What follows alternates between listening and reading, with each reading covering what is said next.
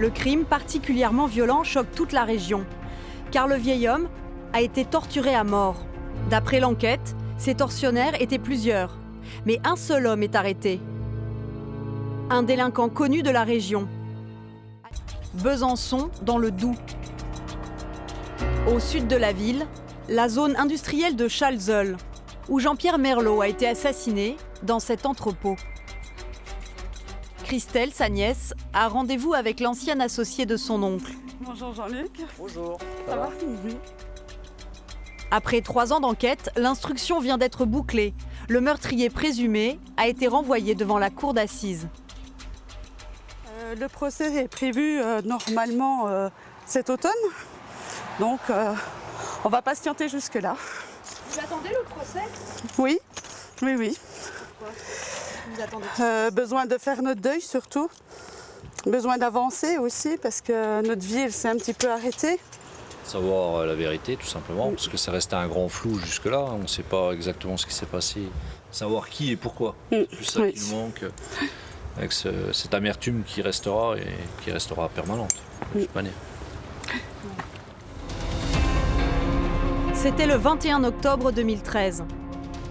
Jean-Pierre Merlot, un brocanteur de 63 ans, est découvert mort dans l'appartement qu'il avait aménagé sur son lieu de travail. Le crime particulièrement violent choque toute la région, car le vieil homme a été torturé à mort. L'autopsie du sexagénaire a révélé des côtes cassées, de multiples fractures, des hématomes et des plaies jusqu'à l'os causées par un instrument de type tournevis.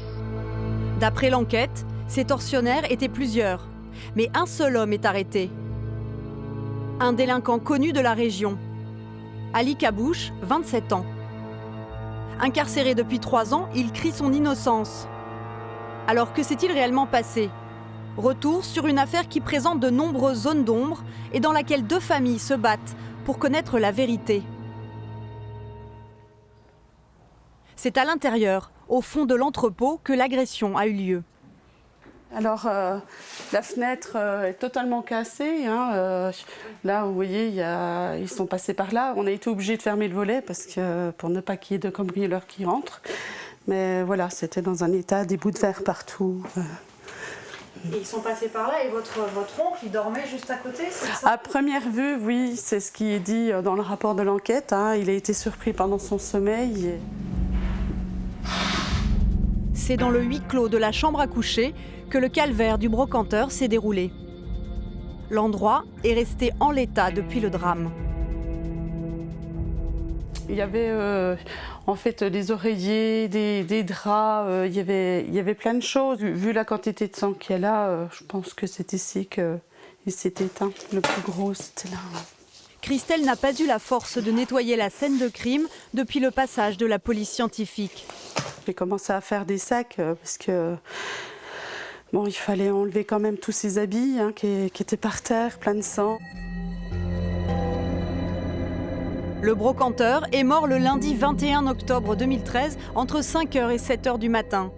Il a succombé à un arrêt cardiaque après des heures de sévices. Car d'après son autopsie, Jean-Pierre Merlot a subi de nombreuses fractures et 12 perforations sur les bras et les jambes à l'aide d'un tournevis ou d'une perceuse.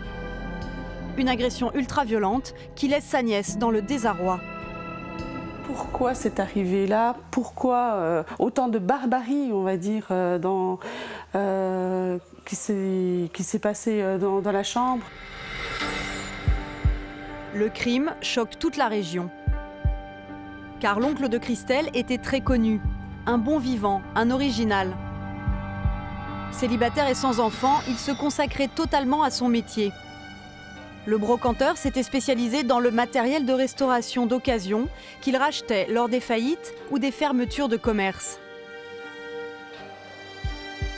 Son voisin et ami Michel Coquard le connaissait depuis 20 ans. Il avait un don d'acheter, de monter une enchère, 50, 100, 200, puis limiter aussi. Il y avait des gens qui venaient dans les ventes aux enchères, des habitués, et puis des gens pittoresques, des façons de parler, donc il imitait ces gens-là, leur accent, leur façon de dire, tout ça. Donc ça faisait rire les gens, quoi. Quand quelqu'un venait et qu'il ne connaissait pas, il se mettait, comme je dis au garde à vous, il regardait, il disait « Monsieur, déclinez votre identité ». Ça faisait rire, ça. Grande gueule, mais aussi un peu caractériel. L'homme aurait-il eu une altercation avec un client ? Les enquêteurs interrogent ses habitués, mais le brocanteur faisait l'unanimité, comme nous confirme Adrien Rognon, restaurateur à Besançon. C'était quelqu'un qui était très attachant. C'est quelqu'un à qui on se confiait. Voilà, c'était un monsieur d'une gentillesse qu'on ne trouve pas à tous les coins de rue. L'enquête s'oriente rapidement vers un crime crapuleux, car l'appartement a été méticuleusement fouillé. Mon oncle, en brocanteur comme il était, tout brocanteur a toujours du liquide chez lui. Bon, après, il n'était pas très discret, c'est vrai, tout le monde le savait. Pas très discret, c'est-à-dire ? Il avait de l'argent dans sa poche qui dépassait toujours de sa petite pochette. Ça, il s'en cachait pas. Mais ce ne sont pas que quelques billets que les agresseurs seraient venus chercher. Grâce aux témoignages de ses proches, les gendarmes apprennent que Jean-Pierre Merlot aurait caché dans son entrepôt un magot, estimé à environ 50 000 €. Voilà pourquoi il aurait été torturé à mort. Le but, c'était l'argent, rien d'autre. Ils n'ont rien volé d'autre. Quand on voit tout ce qu'il y avait là au milieu, ils auraient pu voler autre chose, mais c'était que l'argent. Grâce à l'exploitation des bandes de vidéosurveillance, les enquêteurs découvrent les silhouettes des agresseurs. Ils étaient 3. Mais les images trop sombres ne permettent pas de les identifier. L'enquête piétine, jusqu'à un renseignement anonyme reçu par les gendarmes. Un certain Ali Kabouche, délinquant connu de Besançon, aurait proposé à Paul, un dealer, d'aller braquer le brocanteur, réputé pour avoir de l'argent liquide sur lui. Les 2 hommes sont arrêtés.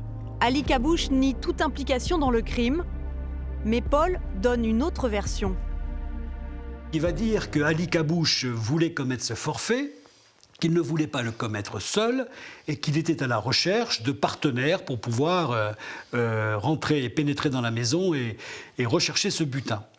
Et il va dire que dans un premier temps, il a refusé lui-même de s'y prêter et qu'ensuite Ali Kabouche, dont on dit par ailleurs que c'est un homme organisé, prudent, averti de la grande délinquance, va héler à la cantonade tout Besançon pour rechercher quelqu'un capable de faire le coup avec lui. La version de Paul est retenue. Ali Kabouche aurait donc ensuite recruté d'autres complices que lui pour agresser le brocanteur. Paul est mis hors de cause et seul Kabouche est mis en examen. Comme autre élément à charge, le juge retient les expressions que Kabouche employait pour menacer d'autres délinquants lorsqu'il était sur écoute dans les semaines qui ont suivi la mort de Jean-Pierre Merlot. Je vais prendre une perceuse. Je vais te percer. Je mets des coups de cutter. Pour Patrick Usan, l'avocat de Ali Kabouche, le dossier est cependant totalement vide. Le résultat des écoutes, c'est le fruit d'une interprétation très oiseuse. Ali Kabouche, c'est un enfant de quartier. Il parle comme on parle au quartier. Alors on va interpréter tous ces mots et tous ces écarts de comportement et de conduite d'Ali Kabouche comme sa capacité à être violent. Emmanuelle Pernet est l'avocate de l'un des neveux de la victime. Pour elle, il n'y a aucun doute, Ali Kabouche a bien le profil du tueur. Il a quand même 12 condamnations à son casier judiciaire. Il a un profil de quelqu'un d'assez violent. D'ailleurs, tout son entourage le confirme. Donc, on a un profil de personne qui est extrêmement violent et qui peut correspondre, je dirais, au crime crapuleux. Un passé de délinquant, une dénonciation, mais pas de preuves matérielles dans le dossier. Car sur la scène de crime, aucune trace de Ali Kabouche n'a été découverte. Alors que 2 autres ADN masculins non répertoriés ont été retrouvés, dont un sur une trace de sang. C'est pas celui de mon client, c'est celui d'un tiers non identifié. Mais après 3 ans d'enquête, seul Ali Kabouche vient d'être renvoyé devant la cour d'assises. Pour vol avec violence et acte de torture et barbarie ayant entraîné la mort. Depuis son arrestation, l'une de ses sœurs et sa mère se relaient pour aller le voir en prison et lui apporter du linge propre. Elles n'ont jamais douté de son innocence. On a l'impression que la vie, là, elle s'est arrêtée pour nous. On se demande si on est dans un film ou pas, c'est pas la réalité pour nous, c'est pas possible. On n'arrive pas à comprendre, c'est que dans le dossier, il n'y a absolument rien du tout. On sait que les personnes qui l'accusent mentent, et c'est prouvé noir sur blanc avec la les justice actes. qu'elle m'aide. Et on ne comprend pas pourquoi mon frère est toujours en prison. Pour toute sa famille, Ali a été dénoncé à tort. Dans les heures précédant la mort du brocanteur, il serait même venu chez sa sœur monter des meubles de cuisine. Aujourd'hui, c'est sa mère qui lui rend visite en prison. Le rituel dure maintenant depuis 3 ans. Il sera content, il sera content. Je suis sûre. Mais 20 minutes, c'est pas grand-chose. 20 minutes, c'est pas grand-chose. Tant qu'on parle déjà discuter, le caresser un petit peu et tout, c'est fini. Je vais écouter jusqu'au bout, oui. Il est innocent. Et je le souhaite, les autres personnes aussi, les autres familles qui trouveront leur coupable aussi. Parce que c'est pas juste qu'ils ne trouvent pas aussi. Parce qu'on a la souffrance de deux côtés. À Besançon, il y a quelques semaines, l'avocat de Ali Kabouche a déposé pour lui une 19e demande de remise en liberté. Avant de plaider, il retrouve Rachid, l'un des frères de son client, au palais de justice. Donc je l'ai vu ce matin, comme je vous l'ai dit. Il est prudent, confiant et prudent. Il fallait faire cette demande pour manifester qu'on considère qu'il n'a strictement plus rien à faire en maison d'arrêt. Puis aujourd'hui, on attend, hein. On ne sait pas si ça va être positif. Et on ne lâchera pas l'affaire. On soutiendra tout le temps mon frère et puis jusqu'à la fin.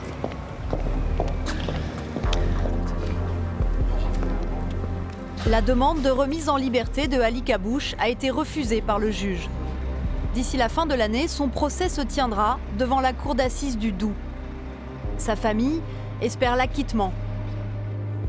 La nièce de Jean-Pierre Merlot espère, elle, connaître toute la vérité sur la mort de son oncle et savoir qui étaient les complices du principal suspect.